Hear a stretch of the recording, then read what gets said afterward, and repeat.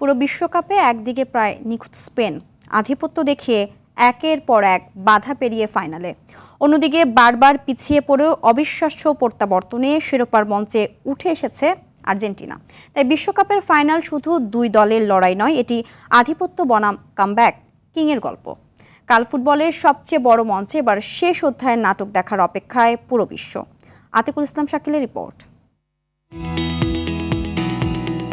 বিশ্বকাপ ফাইনালের আগে দুই দলের গল্প যেন দুই মেরুর। একদিকে স্পেন, শুরু থেকে শেষ পর্যন্ত যাদের পথ চলা ছিল আত্মবিশ্বাস, নিয়ন্ত্রণ আর আধিপত্যের। অন্যদিকে আর্জেন্টিনা, যাদের প্রতিটি পদক্ষেপে ছিল চাপ, শঙ্কা আর অবিশ্বাস্য প্রত্যাবর্তনের গল্প।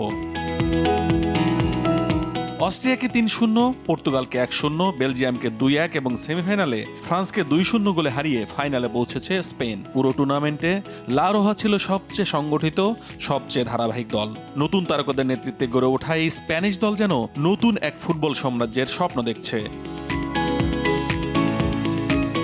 কিন্তু ফাইনালের অন্য প্রান্তে দাঁড়িয়ে থাকা আর্জেন্টিনার গল্পটা শুধুই পরিসংখ্যানের নয়। রাউন্ড অফ 16-এ মিশরের বিপক্ষে ৭৯ মিনিট পর্যন্ত ২-০ গোলে পিছিয়ে থেকেও জয় ৩-২ গোলের। এরপর সেমিফাইনালে ইংল্যান্ডের বিপক্ষে ৮৫ মিনিট পর্যন্ত পিছিয়ে থেকেও শেষ পর্যন্ত ২-১ ব্যবধানের জয় ফাইনালে ওঠে আর্জেন্টিনা।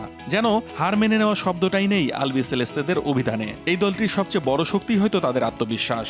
ম্যাচ শেষ না হওয়া পর্যন্ত কিছুই শেষ নয় মানসিকতা। আর সেই বিশ্বাসের কেন্দ্রবিন্দুতে আছেন লিওনেল মেসি। হয়তো বিশ্বকাপের মঞ্চে তার শেষ ফাইনাল, একটি স্বপ্ন, একটি শেষ লড়াই, একটি শেষ অধ্যায়কে স্মরণীয় করে রাখার সুযোগ।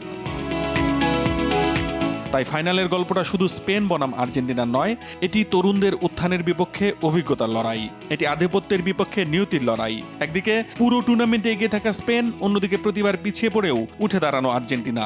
শেষ ৯০ মিনিটে বিশ্বকাপ ট্রফি উঠবে কার হাতে? নিখুঁত স্পেনের নাকি অসম্ভবকে সম্ভব করতে থাকা আর্জেন্টিনার? উত্তর মিলবে ফুটবলের সবচেয়ে বড় মঞ্চে। আতিকুল ইসলাম শাকিল, RTV।